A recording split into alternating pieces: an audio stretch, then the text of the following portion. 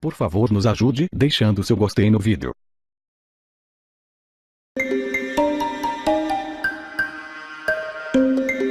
Os advogados de Glaucus da Costa Marques afirmaram ao juiz Sérgio Moro que o empresário assinou num único dia parte dos recibos de aluguel de um imóvel usado pela família do ex-presidente Lula.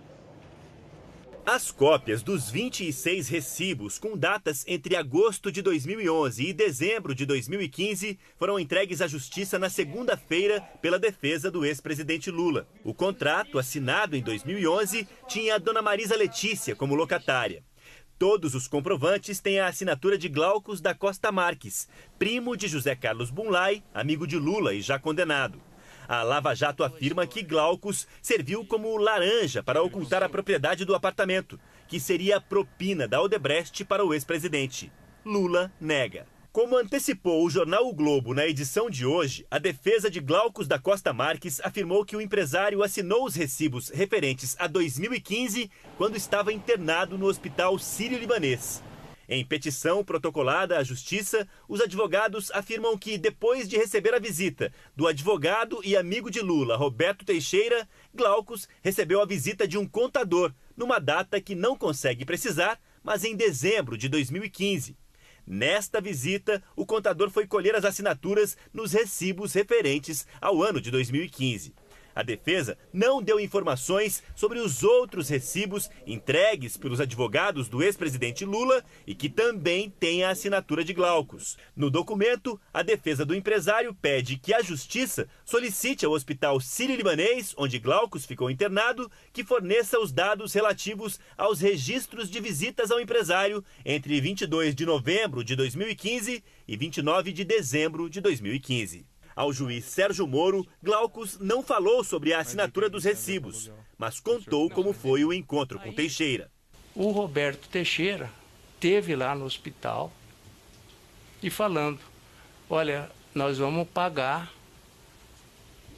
de hoje em diante nós vamos pagar o aluguel para você. Você entendeu? E começaram a pagar mesmo? Começaram a pagar. De fevereiro de 2011... a novembro de 2015, o senhor não recebeu nenhum valor por esse aluguel ao ex-presidente Luiz Inácio, desse apartamento? Não recebi. Os valores correspondentes aos aluguéis constam nas declarações de renda de Lula e de Glaucus. Segundo o Ministério Público, uma manobra para dar veracidade a um falso contrato de locação, porque não há movimentação bancária que comprove os pagamentos. Há 2 semanas, em depoimento ao juiz Sérgio Moro, o ex-presidente negou qualquer irregularidade. O senhor Glauco da Costa Marques foi ouvido aqui em juízo, declarou que somente passou a receber o pagamento do aluguel do imóvel a partir do final de 2015, logo após a prisão do senhor José Carlos Bunlai. Essa é a afirmação dele. O senhor ex-presidente tinha conhecimento disso? Não tinha conhecimento e fiquei surpreso com o depoimento dele, porque nunca chegou a mim qualquer reclamação de que não estava se pagando aluguel. 2 recibos têm datas que não existem no calendário. E a grafia de Bernardo, de São Bernardo do Campo, está errada em 6 comprovantes. O advogado de Lula, Cristiano Zanin, publicou um vídeo na internet em que apela para a integridade de Dona Marisa, já falecida, e defende a autenticidade dos recibos. Disse que, se existirem dúvidas, uma perícia deve ser feita. Acreditamos que esses recibos expressam a verdade dos fatos, pois Dona Marisa sempre foi uma mulher íntegra e honesta. Os recibos estão assinados pelo proprietário do imóvel e dão quitação dos aluguéis até dezembro de 2015, gerando a presunção legal de que os aluguéis foram devidamente pagos. A responsabilidade pelo documento é de quem o assina. Pequenos erros em 2 dos 26 recibos apresentados não retiram a força probatória dos documentos. A Polícia Federal soube da existência do apartamento alugado pela família de Lula no dia 4 de março do ano passado, durante a 24ª fase da Lava Jato, quando o ex-presidente foi ouvido pela primeira vez. O síndico do prédio e um morador contaram aos policiais que a família também ocupava o apartamento ao lado. Os imóveis ficam no bloco 1 do condomínio Residence Hill House, no centro de São Bernardo do Campo. O de Lula é o da direita, número 122. O de Glaucus, alugado para o ex-presidente, é o da esquerda, no número 121. No primeiro mandato de Lula como presidente, o aluguel ficou a cargo do Partido dos Trabalhadores e no segundo, da Presidência da República. Nessa época, o imóvel era usado pelos seguranças e para reuniões políticas. O advogado Roberto Teixeira afirmou que essa versão de Glaucus da Costa Marques é totalmente descabida e será desmentida. O Supremo Tribunal Federal está julgando o alcance da lei da ficha limpa. Os ministros vão decidir se ela pode ser aplicada ou não a políticos condenados antes de a lei entrar em vigor, em 2010. O julgamento no Supremo estava parado desde 2015, quando o ministro Luiz Fux pediu vista. Na época, 2 ministros já tinham votado a favor do autor da ação, um vereador do interior da Bahia que foi condenado em 2004 por abuso de poder político e econômico, antes da lei da ficha limpa, que é de 2010. O relator, Ricardo Lewandowski, e Gilmar Mendes entenderam que a legislação que tornou o condenado inelegível por 8 anos, como prevê a lei da ficha limpa, não poderia ter sido aplicada. A lei, na época dos fatos, estabelecia inelegibilidade de apenas 3 anos. Hoje, o ministro Luiz Fux divergiu, disse que inelegibilidade não é pena. Trata-se de uma consequência da ficha suja e que a condição de se candidatar pode sim ser alterada sem que isso signifique retroagir. É de se entender que mesmo no caso em que o indivíduo já foi atingido pela inelegibilidade, de acordo com as hipóteses e prazos anteriormente previstos na Lei Complementar 64, vejam, o grau de cognição e discussão nas ações de controle da constitucionalidade da lei da ficha limpa. Mesmo nesses casos, esses prazos poderão ser estendidos, se ainda em curso, ou mesmo restaurados, para que cheguem a 8 anos, por força da Lex Nova, desde que não ultrapasse esse prazo. O ministro Alexandre de Moraes votou com o relator. Disse que não se pode aplicar a lei da ficha limpa em casos anteriores à promulgação dela. O que me parece afetar é a segurança jurídica, é a previsibilidade jurídica, a boa-fé e, principalmente, a coisa julgada. A lei nem existia quando ele praticou o ilícito, quando ele foi processado, quando ele foi condenado, quando transitou em julgado, quando terminou o prazo de 3 anos. Ou seja, tudo ocorreu sob a vigência de um ordenamento jurídico. O ministro Edson Fachin concordou com o voto divergente de Luiz Fux, que a lei da ficha limpa pode ser usada para crimes cometidos antes da lei entrar em vigor. Quem se candidata a um cargo, a um emprego, precisa preencher-se no conjunto dos requisitos que os pressupostos legais estão estabelecidos. E como a Constituição se refere à vida pregressa, isso significa que fatos anteriores ao momento da inscrição da candidatura podem ser levados em conta. Se o passado não condena, pelo menos não se apaga. Com o voto do ministro Luiz Roberto Barroso, o placar ficou empatado em 3-3. Barroso também afirmou que inelegibilidade não é sanção e defendeu a lei da ficha limpa, ao lembrar dos escândalos recentes envolvendo políticos na Lava Jato. Um tempo que não seja normal cobrar propina para colocar na legislação normas que vão favorecer determinadas empresas. Um tempo em que não seja normal extorquir empresas e pessoas para não convocá-las ou humilhá-las em comissões parlamentares de inquérito. Um tempo em que não seja normal tomar dinheiro de empresários que tenham negócios com o poder público. Gente honesta paga as suas contas elevadas com talão de cheque, com cartão de crédito ou com transferência bancária. Não é normal as pessoas circularem com malas de dinheiro. A desonestidade foi naturalizada. E muitas pessoas, muitas mesmo, perderam a capacidade de distinguir o certo do errado. O país está doente. E, portanto, nós precisamos interpretar as leis que procuram trazer probidade e moralidade para o ambiente político dentro desta percepção. O placar virou com o voto da ministra Rosa Weber. O ministro Dias Toffoli também acompanhou a divergência e somou o 5º voto a favor da aplicação da inelegibilidade por 8 anos, mesmo para políticos que foram condenados antes da lei da ficha limpa. O fim desse julgamento ficou marcado para quarta-feira da semana que vem. Com o placar em 5-3, o resultado segue indefinido. 3 ministros ainda vão votar: Marco Aurélio, Celso de Mello e a presidente do Supremo, Carmen Lúcia. Chegou a mim qualquer reclamação de que não estava se pagando aluguel. 2 recibos têm datas que não existem no calendário. E a grafia de Bernardo, de São Bernardo do Campo, está errada em 6 comprovantes. O advogado de Lula, Cristiano Zanin, publicou um vídeo na internet em que apela para a integridade de Dona Marisa, já falecida, e defende a autenticidade dos recibos. Disse que, se existirem dúvidas, uma perícia deve ser feita. Acreditamos que esses recibos expressam a verdade dos fatos, pois Dona Marisa sempre foi uma mulher íntegra e honesta. Os recibos estão assinados pelo proprietário do imóvel e dão quitação dos aluguéis até dezembro de 2015, gerando a presunção legal de que os aluguéis foram devidamente pagos.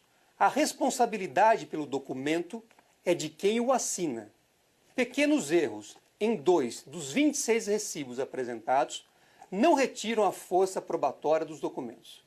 A Polícia Federal soube da existência do apartamento alugado pela família de Lula no dia 4 de março do ano passado, durante a 24ª fase da Lava Jato, quando o ex-presidente foi ouvido pela primeira vez. O síndico do prédio e um morador contaram aos policiais que a família também ocupava o apartamento ao lado. Os imóveis ficam no bloco 1 do condomínio Residence Hill House, no centro de São Bernardo do Campo. O de Lula é o da direita, número 122. O de Glaucus, alugado para o ex-presidente, é o da esquerda, no número 121. No primeiro mandato de Lula como presidente, o aluguel ficou a cargo do Partido dos Trabalhadores e no segundo, da Presidência da República. Nessa época, o imóvel era usado pelos seguranças e para reuniões políticas. O advogado Roberto Teixeira afirmou que essa versão de Glaucus da Costa Marques é totalmente descabida e será desmentida. O Supremo Tribunal Federal está julgando o alcance da lei da ficha limpa. Os ministros vão decidir se ela pode ser aplicada ou não a políticos condenados antes de a lei entrar em vigor, em 2010. O julgamento no Supremo estava parado desde 2015, quando o ministro Luiz Fux pediu vista. Na época, 2 ministros já tinham votado a favor do autor da ação, um vereador do interior da Bahia que foi condenado em 2004 por abuso de poder político e econômico, antes da lei da ficha limpa, que é de 2010. O relator, Ricardo Lewandowski, e Gilmar Mendes entenderam que a legislação que tornou o condenado inelegível por 8 anos, como prevê a lei da ficha limpa, não poderia ter sido aplicada. A lei, na época dos fatos, estabelecia inelegibilidade de apenas 3 anos, antes da lei da ficha limpa, que é de 2010. O relator, Ricardo Lewandowski, e Gilmar Mendes entenderam que a legislação que tornou o condenado inelegível por 8 anos, como prevê a lei da ficha limpa, não poderia ter sido aplicada. A lei, na época dos fatos, estabelecia inelegibilidade de apenas 3 anos. Hoje, o ministro Luiz Fux divergiu. Disse que inelegibilidade não é pena. Trata-se de uma consequência da ficha suja e que a condição de se candidatar pode sim ser alterada sem que isso signifique retroagir. É de se entender que, mesmo no caso em que o indivíduo já foi atingido pela inelegibilidade, de acordo com as hipóteses e prazos anteriormente previstos na Lei Complementar 64, vejam o grau de cognição e discussão nas ações de controle da constitucionalidade da lei da ficha limpa. Mesmo nesses casos, esses prazos poderão ser estendidos, se ainda em curso, ou mesmo restaurados, para que cheguem a 8 anos, por força da Lex Nova, desde que não ultrapasse esse prazo. O ministro Alexandre de Moraes votou com o relator. Disse que não se pode aplicar a lei da ficha limpa em casos anteriores à promulgação dela. O que me parece afetar é a segurança jurídica, é a previsibilidade jurídica, a boa-fé e, principalmente, a coisa julgada. A lei nem existia quando ele praticou o ilícito, quando ele foi processado, quando ele foi condenado, quando transitou em julgado, quando terminou o prazo de 3 anos. Ou seja, tudo ocorreu sob a vigência de um ordenamento jurídico. O ministro Edson Fachin concordou com o voto divergente de Luiz Fux, que a lei da ficha limpa pode ser usada para crimes cometidos antes da lei entrar em vigor. Quem se candidata a um cargo, a um emprego, precisa preencher-se no conjunto dos requisitos que os pressupostos legais estão estabelecidos. E como a Constituição se refere à vida pregressa, isso significa que fatos anteriores ao momento da inscrição da candidatura podem ser levados em conta. Se o passado não condena, pelo menos não se apaga. Com o voto do ministro Luiz Roberto Barroso, o placar ficou empatado em 3-3. Barroso também afirmou que inelegibilidade não é sanção e defendeu a lei da ficha limpa, ao lembrar dos escândalos recentes envolvendo políticos na Lava Jato. Um tempo que não seja normal cobrar propina para colocar na legislação. O senhor não recebeu nenhum valor por esse aluguel ao ex-presidente Luiz Inácio, desse apartamento? Não recebi. Os valores correspondentes aos aluguéis constam nas declarações de renda de Lula e de Glaucus. Segundo o Ministério Público, uma manobra para dar veracidade a um falso contrato de locação, porque não há movimentação bancária que comprove os pagamentos. Há 2 semanas, em depoimento ao juiz Sérgio Moro, o ex-presidente negou qualquer irregularidade. O senhor Glauco da Costa Marques foi ouvido aqui em juízo, declarou que somente passou a receber o pagamento do aluguel do imóvel a partir do final de 2015, logo após a prisão do senhor José Carlos Bunlai. Essa é a afirmação dele. O senhor ex-presidente tinha conhecimento disso? Não tinha conhecimento e fiquei surpreso com o depoimento dele, porque nunca chegou a mim qualquer reclamação de que não estava se pagando aluguel. 2 recibos têm datas que não existem no calendário. E a grafia de Bernardo, de São Bernardo do Campo, está errada em 6 comprovantes. O advogado de Lula, Cristiano Zanin, publicou um vídeo na internet em que apela para a integridade de Dona Marisa, já falecida, e defende a autenticidade dos recibos.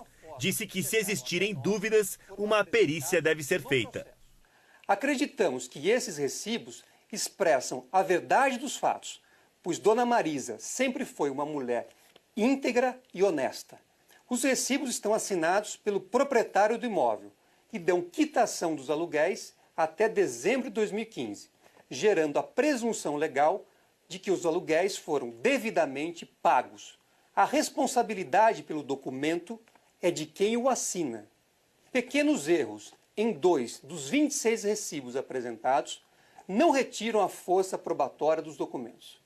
A Polícia Federal soube da existência do apartamento alugado pela família de Lula no dia 4 de março do ano passado, durante a 24ª fase da Lava Jato, quando o ex-presidente foi ouvido pela primeira vez. O síndico do prédio e um morador contaram aos policiais que a família também ocupava o apartamento ao lado. Os imóveis ficam no bloco 1 do condomínio Residence Hill House, no centro de São Bernardo do Campo. O de Lula é o da direita, número 122. O de Glaucus, alugado para o ex-presidente, é o da esquerda, no número 121. No primeiro mandato de Lula como presidente, o aluguel ficou a cargo do Partido dos Trabalhadores e no segundo, da Presidência da República. Nessa época, o imóvel era usado pelos seguranças e para reuniões políticas. O advogado Roberto Teixeira afirmou que essa versão de Glaucus da Costa Marques é totalmente descabida e será desmentida. O Supremo Tribunal